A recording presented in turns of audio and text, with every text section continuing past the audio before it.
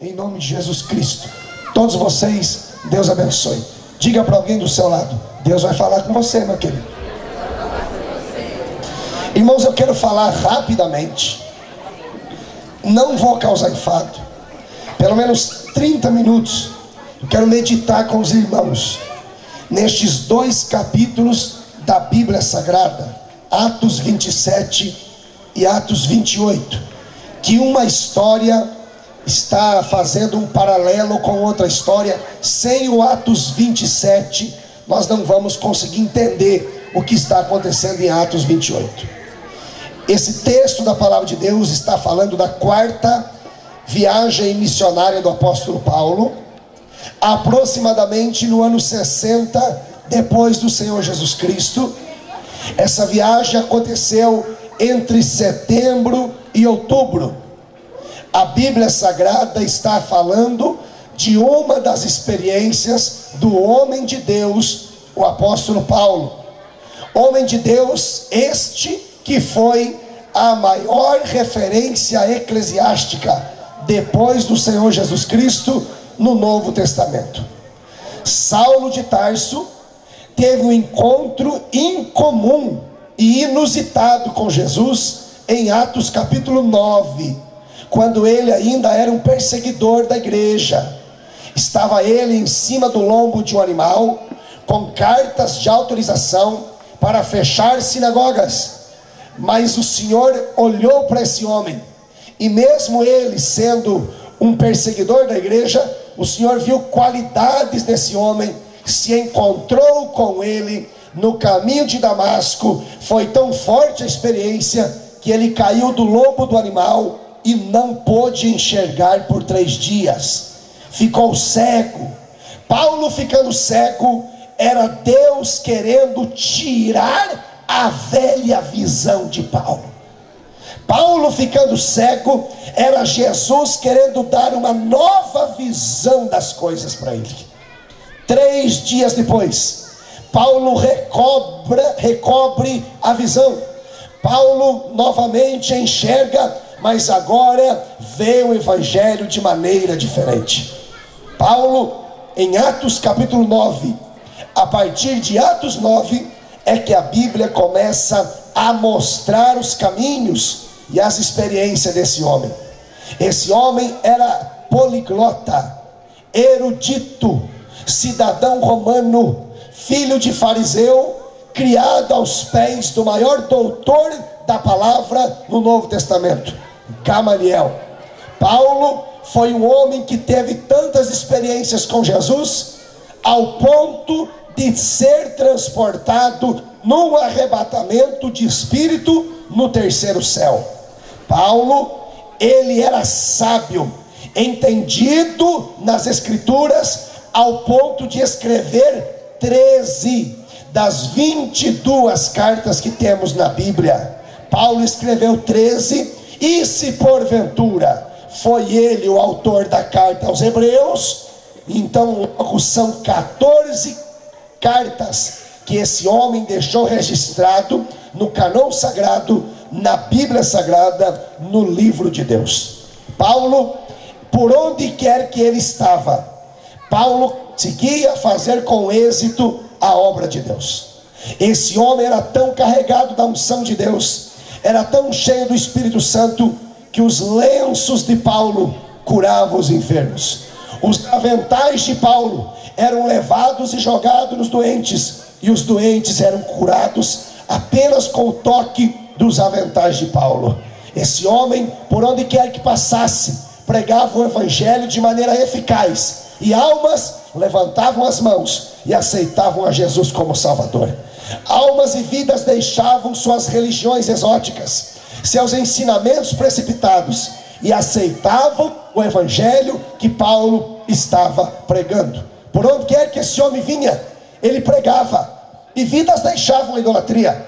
Em Atos capítulo 19, mágicos queimavam seus livros em praça pública e deixavam a adoração a Diana, e logo aderiram o Deus que Paulo ministrava, a saber, o nosso Jesus Cristo, para quem você vai levantar a mão e vai dar um aleluia para ele agora. Paulo, esse homem, de tanto pregar, de tanto incomodar o inferno e perturbar os moradores da terra, em Atos 27, está mais uma vez sendo preso. Se você conhece o texto de Atos 27, Paulo está sendo preso, manietado de mãos e pés, e está sendo colocado numa cadeiazinha improvisada no porão de um navio. Agora, irmãos, todos nós sabemos que aquelas pessoas que estão presas só estão na cadeia, só estão presas porque cometeram um delito, só estão presos porque cometeram uma infração contra a lei dos homens, e por que não dizer contra a lei de Deus? Aqueles que estão presos só estão lá porque roubaram, traficaram, mataram e foram pegos em algum tipo de flagrante, e isso faz com que eles estejam presos. Mas Paulo está sendo preso, e qual é o delito de Paulo? Paulo está sendo preso, e qual foi o crime de Paulo? O crime de Paulo foi simplesmente anunciar a palavra de Deus, pregar as boas novas do Senhor Jesus Cristo. E por essa razão, Paulo está sendo preso, está sendo colocado no porão de um navio, e está sendo entregue ao comando de um homem chamado Júlio, centurião e capitão do navio. Paulo não está só, ele está acompanhado por mais 275 pessoas. Atos 27, está escrito que toda a tripulação eram em número de 276 pessoas. Júlio colocou algemas em Paulo, amarrou seus pés e jogou no porão do navio, junto com outros presos. E agora o navio vai pela costa da Ásia, pelo mar Egeu, rumo a Roma, na Itália, onde Paulo deveria ser julgado e condenado por um homem chamado Cláudio César, primeiro monarca romano. Paulo deveria ser julgado e morto em Roma, porque ele era cidadão romano, e sendo cidadão romano, deveria ser julgado por Roma. Lá estava Paulo, no porão daquele navio, e eu quero que você empreste para mim a sua atenção agora, para a gente tentar imaginar como era o porão de um navio há 2000 anos atrás. Hoje, queridos, os navios não parecem navios, parece um shopping center. Hoje os navios são muito avançados a sua tecnologia. Se alguém aqui já teve o privilégio e a oportunidade de ir a um cruzeiro, ou de pelo menos conhecer o que é um navio que leva pessoas para vários estados, dentro desses navios existem suítes com ar-condicionado. Dentro dos navios de hoje existem restaurantes, existem teatros, existem danceterias, existem quadra de tênis, quadra de golfe. Dentro dos navios de hoje existe um aparato fantástico por causa da ciência e da tecnologia avançada.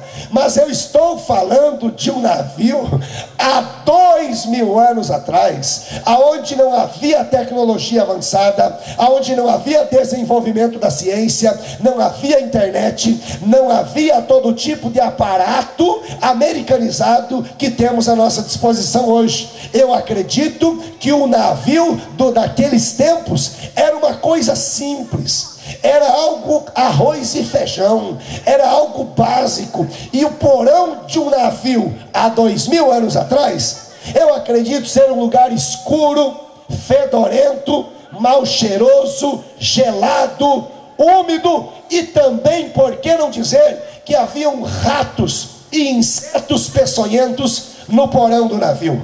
Os homens estavam aglomerados, 275 presos no porão de um navio.